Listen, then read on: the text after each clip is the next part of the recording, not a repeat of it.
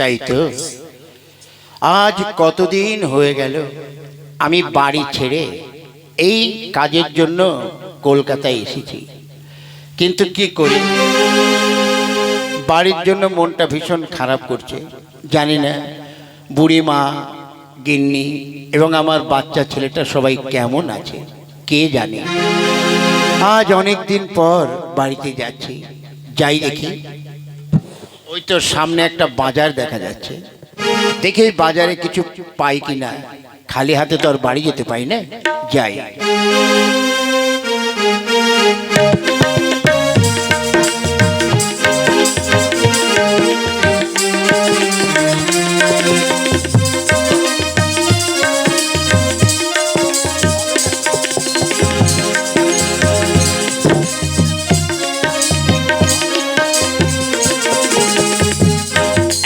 বাবা, সত্যি আজ একটু মনের মতন বাজারই করলাম।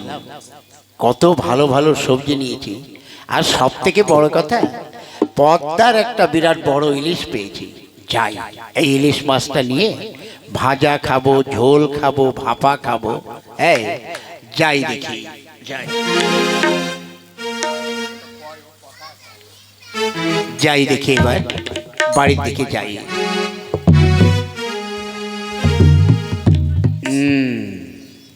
তাই তো, আরে বাবা, ওটা কে? তাই তো, আরে গোপাল দাদা না? হ্যাঁ, তাই তো মনে হচ্ছে গোপাল দাদাই তো। হাতে একটা ব্যাগ দেখছি, কি ব্যাপার দেখি, আসুক।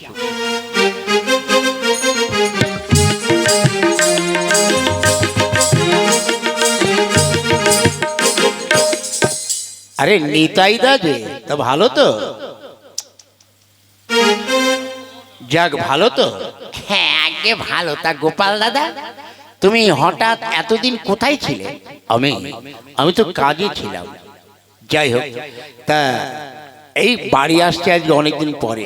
তা তোমার ব্যাগে কি আছে? এই তো বুঝতেই পারছো নিতাই দাদা, অনেকদিন পর বাড়িতে এলাম, তাই আর কি ওই বাজার থেকে কিছু সবজি আর একটা টাটকা ইলিশ মাছ পেয়েছি। দেখো কিলো দেড়েক ওজন হবে, তাই নিয়ে এলাম। ও, তা বেশ করেছো, খুব ভালো হয়েছে। ওরে শালা, এত বড় ইলিশ! যেমন করে হোক গোপাল দাদার কাছ থেকে ইলিশটা আমাকে বাগিয়ে নিতেই হবে। কিন্তু ও যা চালু মাল, কি করি? তা কি হলো নিতাই দাদা, কি যেন একটা ভাবছো? তোমার বাড়ির কথা ভাবছি। কেন? তুমি এতদিন পর বাড়িতে এসছো, বড় একটা ইলিশ মাছ নিয়ে এসছো, খাবে। কিন্তু তোমার বাড়ির কোনো খবর রেখেছো? আমার বাড়ি কই না, অনেকদিন তো খবর পাই না। তুমি কি জানো যে আজ কয়দিন হলো? কি হয়েছে? কথাটা শুনে যেন আবার দুঃখ বেশি একটা করো না। কেন? তোমার মা হঠাৎ মারা গেছে। কি বললে? কি বললে নিতাই দা? আমি ঠিক শুনেছি তো?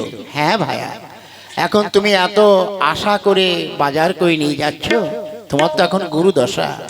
এই মাছ নিয়ে তুমি কি করবে?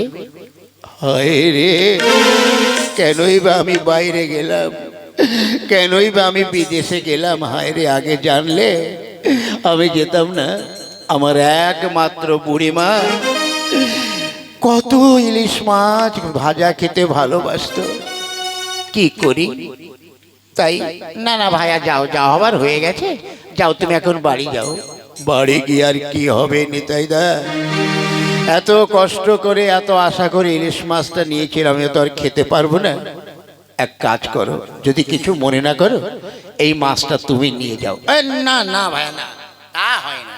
তার কারণ হচ্ছে এত আশা করে তুমি নিয়ে যাচ্ছ, এই মাছ আমি কি করব? আরে ভাইয়া ঠিক আছে, আমি তোমাকে দিচ্ছি, নাও, তুমি গিয়ে তোমার ছেলে মেয়ে নিয়ে রান্না করে খাও। ঠিক আছে, তুমি যখন বলছো, আমার আবার দয়ার শরীর তো, মানুষের দুঃখ আমি দেখতে পাই না। দাও, ওটা আমি নিয়ে যাই। এই নাও। তা ভাইয়া যাও, এই দুঃখ টুকু করো না, বাড়িতে গিয়ে সবাইকে একটু সামলে রেখো, আমি যাই। ওরে শালা, এই মাছটা আমি বাড়িতে নিয়ে গিয়ে আচ্ছা করে ঝোল ভাজা আরো কত কি খাবো। যাই রে, এত কষ্ট করে এতদিন পর বাড়ি এলাম, কত আনন্দ, ছেলে মেয়ে বউ মাকে নিয়ে খাবো। না না যাই, দেখি ওরা সবাই কি করছে। যাই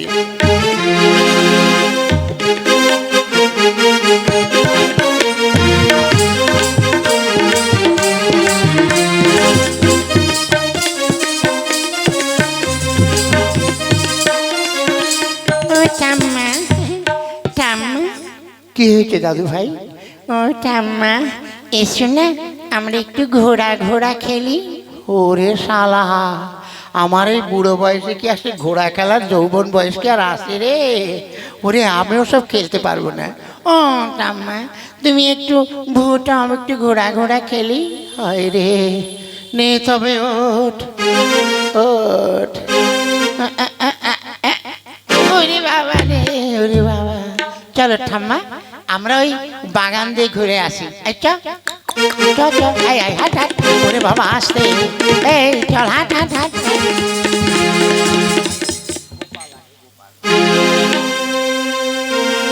ও মা,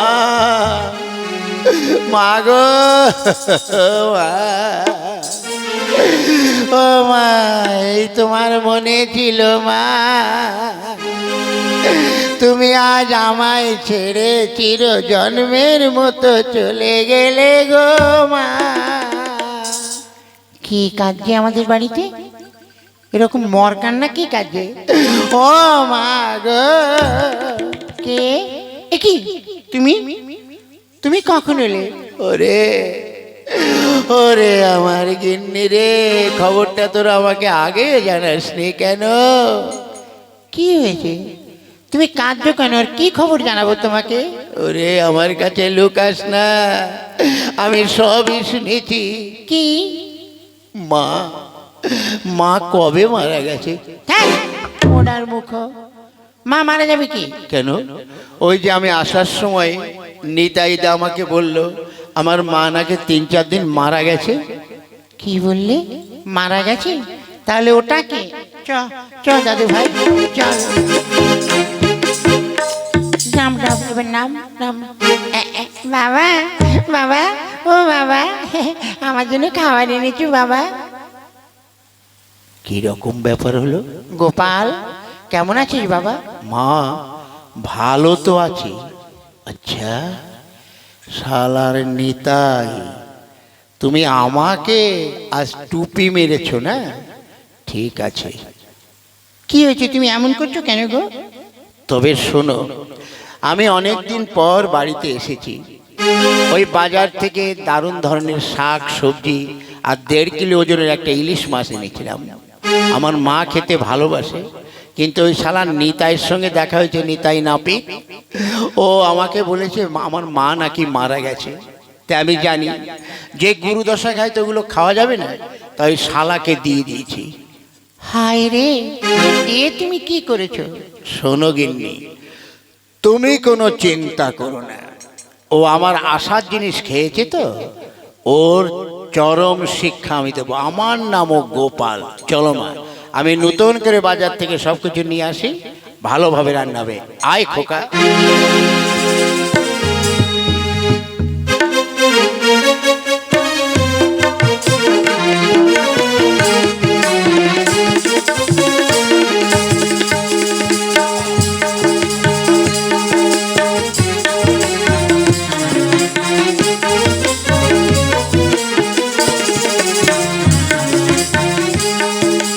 নিতাই বাবাজি, তুমি তো এখনো বুঝতে পারোনি যে তুমি কার ইলিশ নিয়েছো।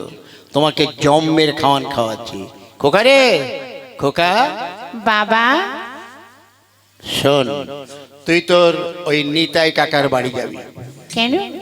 গিয়ে নিতাই কাকাকে বলবি যে কাকা, আমার বাবার একটা ফোঁড়া হয়েছে, সেই ফোঁড়াটা তোমাকে ফাটাতে হবে। কই, তোমার তো ফোড়া হয়নি। আরে হবে, তুই চিন্তা করিস না। কি বলবো? বলবি বাবার ওই দেয়াল ঘেঁষে একটা ফোঁড়া হয়েছে। কই আমি একটু দেখি। তার শালা মূর্খ, যখন দেখার হবে তখন দেখবি। বাবা দেয়াল ঘেঁষে মানে? বলবি যে বাবার পোস্ট অফিসে দেয়াল ঘেঁষে একটা ফোঁড়া হয়েছে, তোমাকে ফাটাতে হবে। ঠিক আছে, আমি তাহলে যাই নিতাই কাকার বাড়ি। যা, এবার যাই।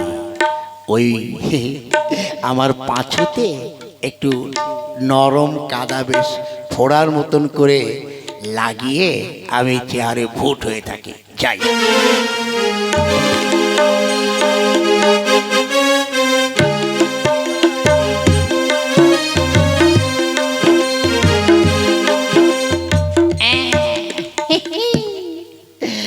শালা গোপাল নাকি খুব চালু মাল, আমার কাছে ধরা পড়ে গেছে।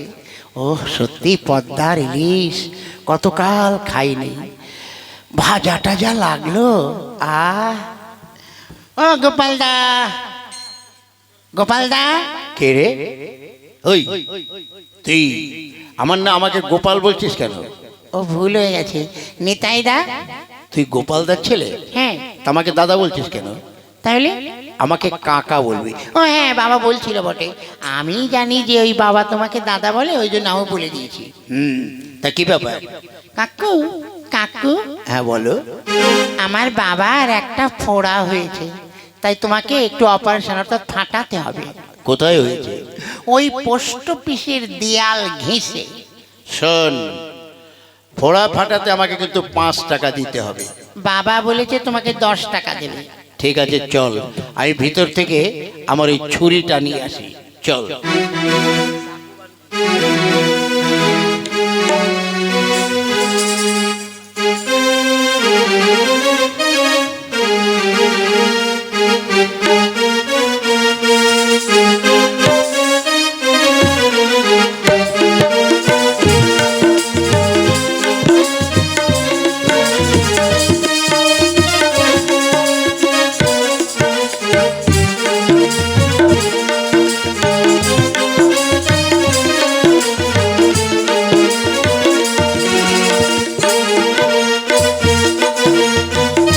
তাই তো, শালা হারামজাদা নিতাই তো এখনো আসছে না, এত দেরি করছে কেন?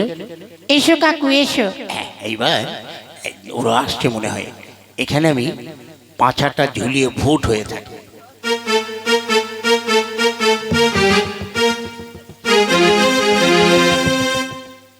খোকা, তোমার বাবা কোথায় শুয়ে আছে? এসো কাকু এসো, এসো কাকু। ও ও ও ওই যে। ও ওরে বাবা রে, ও বাবা, ও গোপাল দা এসেছো? নিতাই দাদা, কোথায় হয়েছে ফোড়া? এই যে আমার পোস্ট অফিসের দেয়াল ঘেঁষে হয়েছে, একটু তাড়াতাড়ি করে অপারেশন করে দাও। কই দেখি। উনি বাবা, সত্যি তো, এ তো বিশাল ফোড়া। ফোড়া তো 3টে, কোনটা কাটবো কি জানি। হ্যাঁ, যাও এই বড়টাই কাটে। হ্যাঁ,